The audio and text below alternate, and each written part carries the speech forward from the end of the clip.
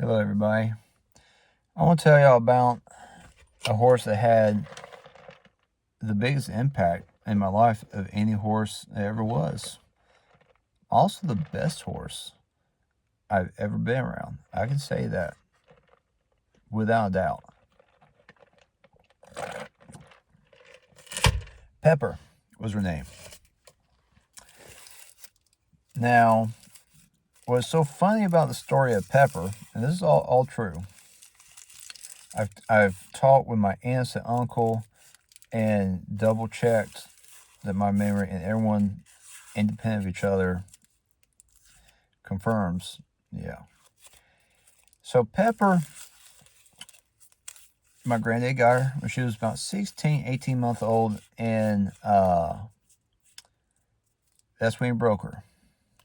And what I mean by break, I mean pre-internet, pre-everything. That's just the way it was. You wrestle a saddle in their back, wrestle a bit in their mouth, suck them up close to a good horse and a saddle horn, and you go. And you go Curry Mountain. Those of you familiar with Band of Brothers know what Curry Mountain is like.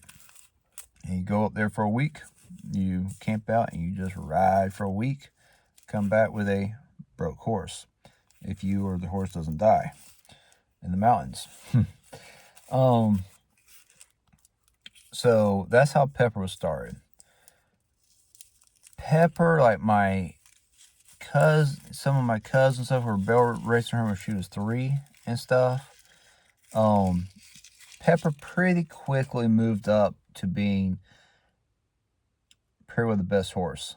And what I mean by best, I mean you're riding in the mountains, you're sitting on a horse, you can reach out and touch rock or dirt on this side, there's a drop off on this side, and you're on this narrow little trail, and you're going up and down the mountains, where the person that takes the 2-year-old kid along or something, they get on the best horse. So all the bullshit, whatever family member, whatever friend, whatever says they got the best horse, all that kind of goes out the window.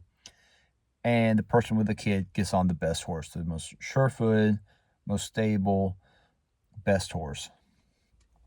That was Pepper. Pepper, if you wanted to win a race, you lined up 30 horses, and you want to have a little redneck race, you got on Pepper.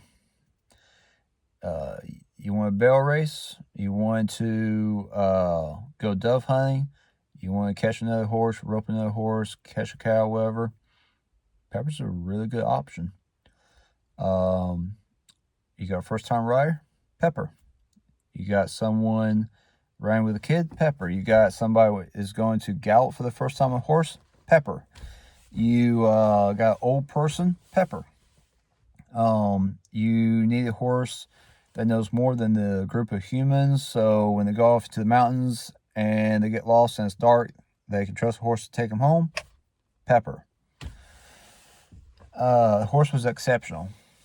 It was really exceptional.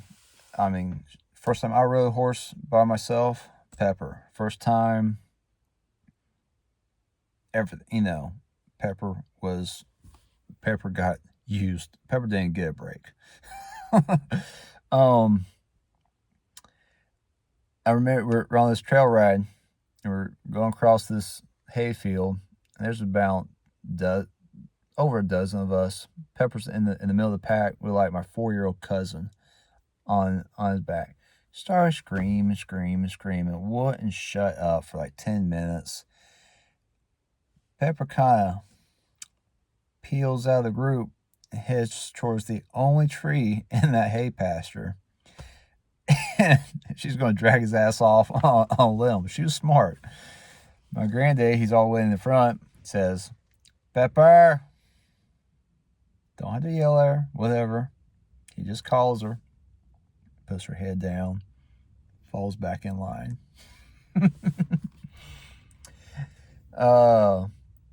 I've been in the mountains. Pepper's in the front.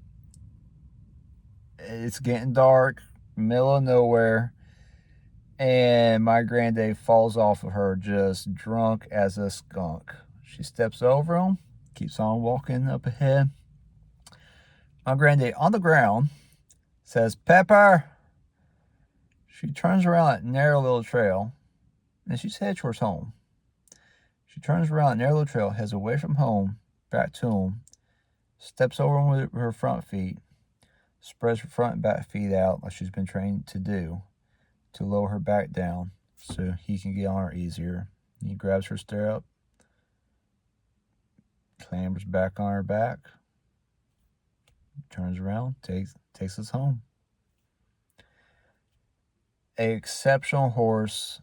I've never, you want to go hunting, you get on Pepper. Like, have never seen another horse to match her as far as the whole spectrum goes. Never seen another horse. Timeline's a little fuzzy. Talking to my aunts and uncles, between probably 30 and 35, she was put down. She got blind in one eye, and then she went blind in the other eye, and she just got to the point where she couldn't follow the herd around the pasture. She's walking into things, stumbling on stuff, and it was just time. So, by today's standard, the horse, besides the salt block, the horse never had any supplements. The horse was a great mama. The horse never saw an inside of a barn a day of her life, no matter what the weather was. The horse rarely, you had to do a bunch of hard riding for her to get shod. Kept her feet trim, but to actually put shoes on, she had great feet. I don't think a vet saw her until she went blind. I bring that up because by today's standard and by today's wisdom, that horse should have been laying crippled 10 times over to be ridden that young and that much, and to just never call a break.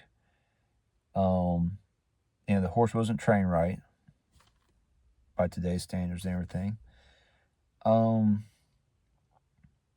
Yet I've never in person have seen a horse to come close to matching her at everything. There are horses that are good at one or two things that can outdo her without any question.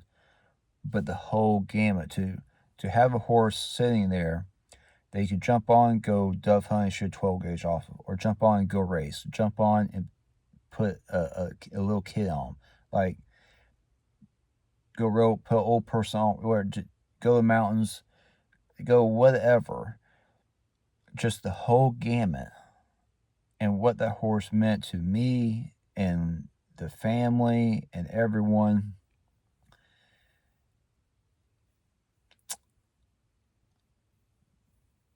Why isn't all these experts and all this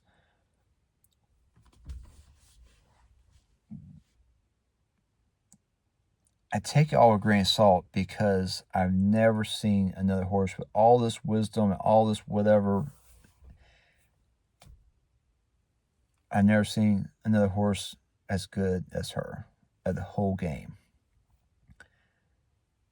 Nor were like her joints or anything ever a problem. By today's wisdom, she should have been crippled.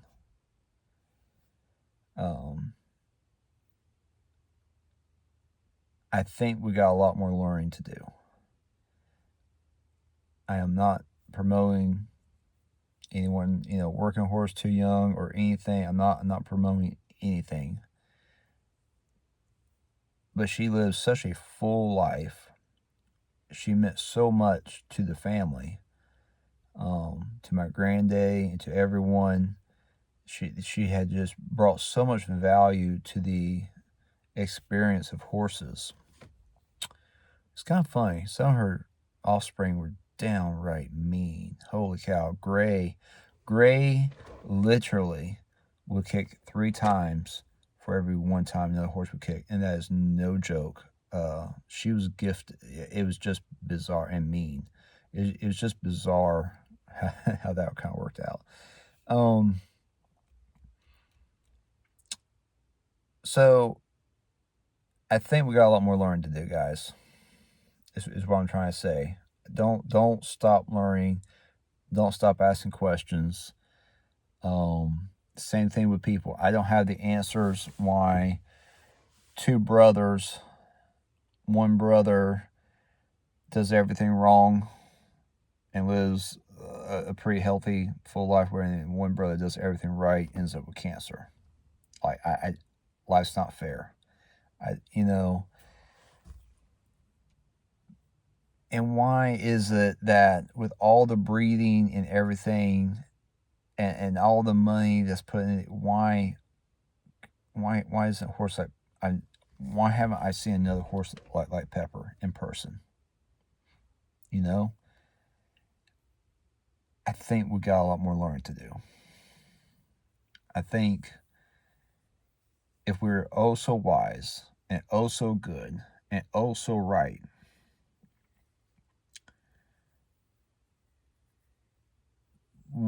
horses like Pepper would be more common.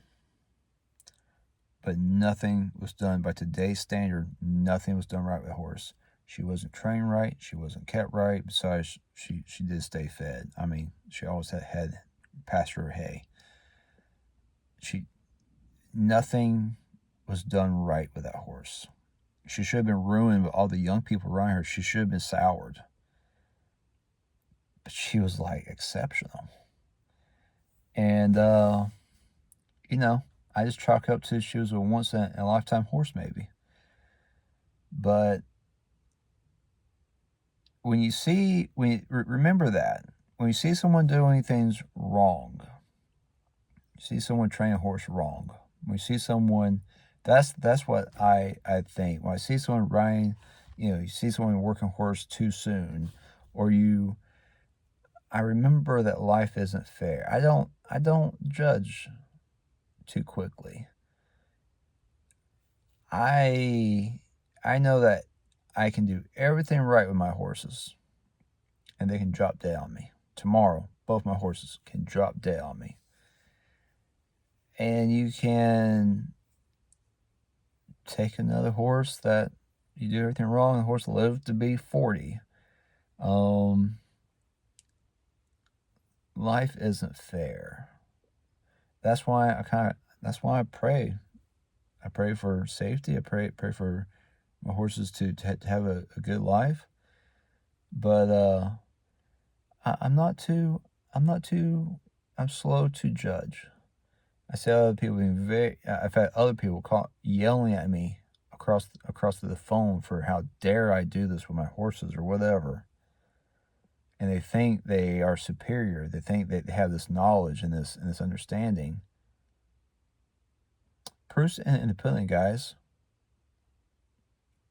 If you are that good and you are that wise, your horses will show it. Talk's cheap. So that's just a piece of my life experience that I will never forget. Y'all have a good one.